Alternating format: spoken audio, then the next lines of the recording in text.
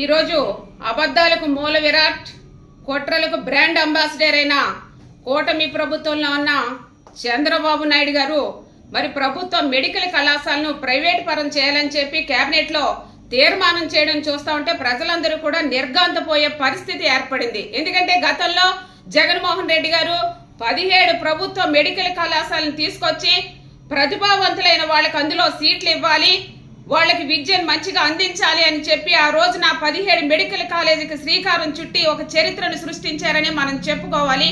అందులో భాగంగానే 5 మెడికల్ కాలేజీలు కూడా 150 సీట్లతో ఆ రోజున ప్రారంభించడం జరిగింది. అందులో నంద్యాల, ఏలూరు, మచిలీపట్నం, విజయనగరం వంటి జిల్లాలో మరి మెడికల్ కాలేజీలు కూడా ప్రారంభించారు. అందులోనే పారేడులో కూడా తరగతులు కూడా నిర్వహిస్తా ఉన్నారు.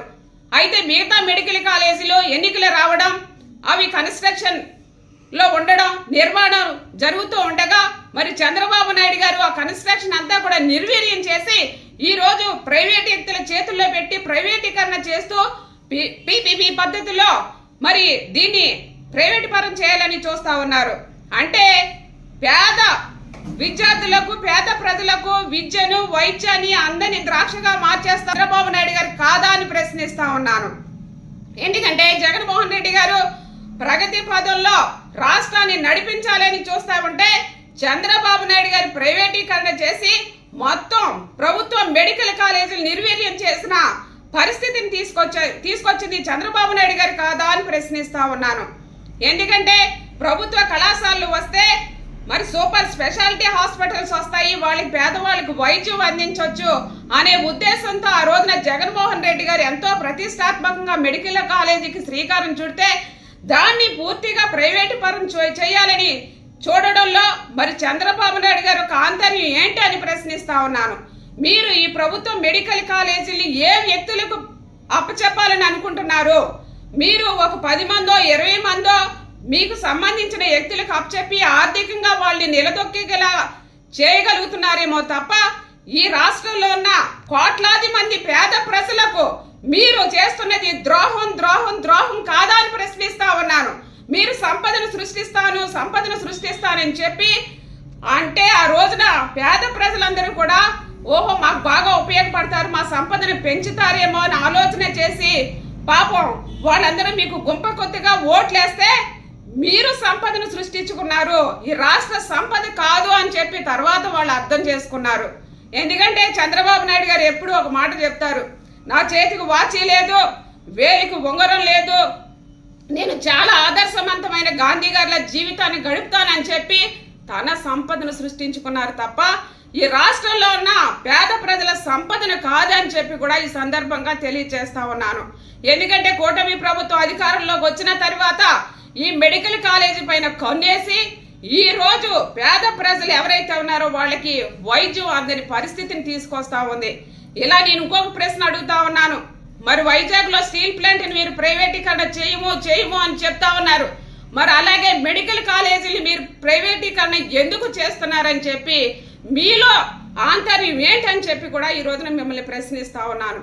కాబట్టి ప్రజలందరూ కూడా గొంతెత్తి మాట్లాడాలి, ప్రజలందరూ ముందుకు రావాలి. మీరు ఇలా వదిలేస్తే కనుక ఈ మెడికల్ కాలేజీలు అనేవి ప్రభుత్వ మెడికల్ కాలేజీ మనకు అందవలసిన వైద్యం కూడా 100 సంవత్సరాలైనా కూడా అందదు అని చెప్పి ఈ సందర్భంగా మీ అందరికీ తెలియజేసుకుంటున్నాను. కాబట్టి వెంటనే ప్రజలందరూ కూడా తమ గొంతు వినిపించి ఈ ప్రభుత్వ మెడికల్ కాలేజీలు అందుబాటులో ఉండేలాగా అందరూ కూడా మరి నోరిప్పి మాట్లాడాలని చెప్పి సందర్భంగా తెలియజేసుకుంటూ దీన్ని ఏదైతే ప్రైవేటీకరణ చేశారో ప్రభుత్వ మెడికల్ కాలేజీని ప్రైవేటీకరణ చేయడాన్ని వైఎస్ఆర్సీపీ పార్టీ తీవ్రంగా ఖండిస్తుందని చెప్పి ఆంధ్రప్రదేశ్ ప్రభుత్వం చంద్రబాబు నాయుడు గారి సమక్షంలో క్యాబినెట్లో పెట్టడం జరిగింది.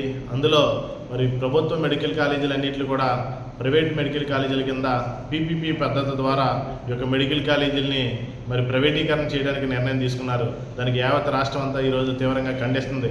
ఎందుకంటే జగన్మోహన్ రెడ్డి గారు తీసుకొచ్చినటువంటి 17 మెడికల్ కాలేజీలను కూడా ఈరోజు పేద బడుగు బలహీన వర్గాలందరికీ కూడా ఉపయోగపడడానికి విద్య కానీ వైద్యం కానీ మరి యొక్క వైద్యం పేదలందరికీ కూడా దగ్గరికి తీసుకురావడానికి అనే ఉద్దేశంతో ఈ యొక్క వైద్య కళాశాలన్నీ కూడా ప్రభుత్వం తరపున మరి యొక్క 64 ఎకరాలు పాలకొల్లు మెడికల్ కాలేజీకి సేకరించడం జరుగుతుంది.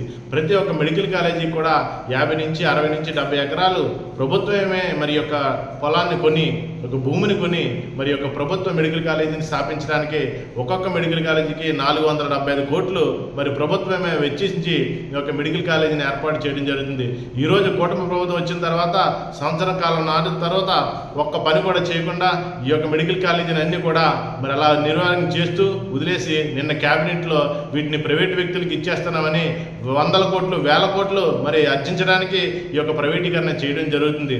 సంపద సృష్టిస్తామని వచ్చినటువంటి కూటమి ప్రభుత్వం ఈరోజు జగన్మోహన్ రెడ్డి గారు ప్రభుత్వంలో కొన్నటువంటి భూమిని, మెడికల్ కాలేజీలన్నీ కూడా మరి వాళ్ళకి సొంత బంధువులకి వీళ్ళకి ప్రైవేటీకరణ చేసి పేదలకు, బడుగు బలహీన వర్గాలందరికీ కూడా విద్యాన్ని, వైద్యాన్ని కూడా దూరం చేయాలనే దృక్పథ సంకల్పంతో ఈ యొక్క నిన్న క్యాబినెట్లో యొక్క నిర్ణయం తీసుకోవడం జరుగుతుంది. జగన్మోహన్ రెడ్డి గారికి ఎక్కడ పేరు వస్తుంది, ఈ 17 మెడికల్ కాలేజీలు కనుక పూర్తయితే జగన్మోహన్ రెడ్డి గారికి ఎక్కడ పేరు వస్తుంది అనే యొక్క కుట్రతో మరి నిన్నటువంటి క్యాబినెట్లో ఈ యొక్క మీటింగ్లో మరి నిర్ణయం తీసుకోవడం జరిగింది. ప్రతి విద్యార్థి ఒక MBBS చదవాలంటే ఎంతో కష్టపడి, అక్కడ తల్లిదండ్రులు కూడా ఎంతో కష్టపడి వ్యయం కొనసాగించి మరి ఈ యొక్క వైద్యాన్ని, ఈ యొక్క విద్యని చేయడం జరుగుతుంది. ప్రతి విద్యార్థి కూడా MBBS చదవాలంటే నీట్ ఎగ్జామ్ ద్వారా మరి ఎంతో కష్టపడి, రాత్రి పగలు కష్టపడి, తల్లిదండ్రులు కూడా వెనకాల కష్టపడి పిల్లల్ని చదివించి MBBS సీట్లను సాధించడం జరుగుతుంది. ఇదే జగన్మోహన్ రెడ్డి గారు తీసుకొచ్చినటువంటి 17 కాలేజీల్లో మరి 750 సీట్లు కూటమి ప్రభుత్వం వచ్చిన తర్వాత ఈ యొక్క MBBS విద్యార్థులు నష్టపోవడం జరిగింది. ఎందుకంటే ప్రతి సంవత్సరం కూడా 750 సీట్లు పెంచుకుంటూ వెళ్ళి జగన్మోహన్ రెడ్డి గారు 17 కాలేజీల్లోనూ ప్రతి మెడికల్ కాలేజీకి 150 సీట్లు ఉచితంగా పేదవాడు ఒక వైద్య విద్యను అందించడానికి ఈ యొక్క ప్రభుత్వం తీసుకున్నటువంటి నిర్ణయాన్ని ఈరోజు కూటమి ప్రభుత్వం తొంగలోకి తొక్కడం జరిగింది. ప్రతి ఒక్కరూ గమనిస్తున్నారు. ఈ కూటమి ప్రభుత్వం వచ్చిన తర్వాత సంపద సృష్టిస్తానని వచ్చి మరి వాళ్ళ బంధువులకి సంపద సృష్టించడానికి ఈ యొక్క మెడికల్ కాలేజీ అన్ని కూడా ప్రైవేటీకరణ చేయడం జరుగుతుందంటే మరి ప్రతి ఒక్క బడుగు బలహీన వర్గాలందరూ కూడా ఆలోచించవలసిన పరిస్థితి వచ్చింది. రాష్ట్రంలో ఈ యొక్క మెడికల్ కాలేజీలు పూర్తయితే ప్రతి పేదవాడికి ఉచితంగా వైద్యం అందుతుందని ఎంతో కష్టపడి జగన్మోహన్ రెడ్డి గారు 17 మెడికల్ కాలేజీ ఆంధ్రప్రదేశ్ తీసుకొస్తే ఈరోజు కూటమి ప్రభుత్వంలో ఉన్నటువంటి పవన్ కళ్యాణ్ గారు కానీ, చంద్రబాబు నాయుడు గారు కానీ, లోకేష్ గారు కానీ మీరు ఒక్కసారి ఆలోచించండి. పేదవాడికి ఉచితంగా వైద్యం అందించాలంటే ప్రభుత్వ వైద్య కళాశాలలు కొనసాగాలి. ప్రైవేటు పరంగా చేస్తే కనుక మీ యొక్క బంధువులు వీళ్ళు కూడా ఈ యొక్క ప్రైవేటీకరణ చేసుకుని ఈ యొక్క వైద్యాన్ని కాస్ట్లీ వైద్యంగా చేసి పేదలకు అందకుండా చేయడానికి ఈ యొక్క నిర్ణయం తీసుకున్నట్టు ప్రజలందరూ కూడా భావిస్తున్నారు. ఖచ్చితంగా ఒకటే చెప్తున్నా, వైఎస్ఆర్ కాంగ్రెస్ పార్టీ తరఫున పేద బడుగు బలహీన వర్గాల తరఫున ప్రతి సంఘాలు కూడా రోడ్డెక్కి ఈ యొక్క ప్రభుత్వ వైద్య కళాశాలన్నీ కూడా జగన్మోహన్ రెడ్డి గారు ప్రభుత్వంలో తీసుకొచ్చినవన్నీ కూడా మరి ప్రభుత్వ వైద్య కళాశాల కొనసాగాలి తప్ప మీకేమైనా దమ్ము ధైర్యం ఉంటే కనుక ఇంకో 10-15 మెడికల్ కాలేజీలు తీసుకురండి. ఆ 10-15 మెడికల్ కాలేజీలకి మీరు మీ బంధువులకి ఇచ్చుకోండి, ప్రైవేటీకరణ చేసుకోండి. దానికి ఎవరు అభ్యంతరపడదు. కానీ ప్రభుత్వ జీవోతో తీసుకొచ్చి ప్రభుత్వ సొమ్ముతో మరి భూమిని సేకరించి మరి ప్రభుత్వ డబ్బుతోనే మరి మెడికల్ కాలేజీ పూర్తయితే కనుక ఉచితంగా ప్రతి విద్యార్థికి MBBS చదువుకుని శుభ్రంగా ఇక్కడే వైద్యం ఆంధ్రప్రదేశ్లోనే ఉచితంగా అందజేయడానికి ప్రతి విద్యార్థి కూడా ఉంటారు. యావత్ భారతదేశంలోనే ఆంధ్రప్రదేశ్ వైపు చూడాలంటే ఖచ్చితంగా ఉచిత విద్య అన్నది ఈ యొక్క ఆంధ్రప్రదేశ్లో కొనసాగాలని కోరుకుంటున్నారు ప్రతి ఒక్క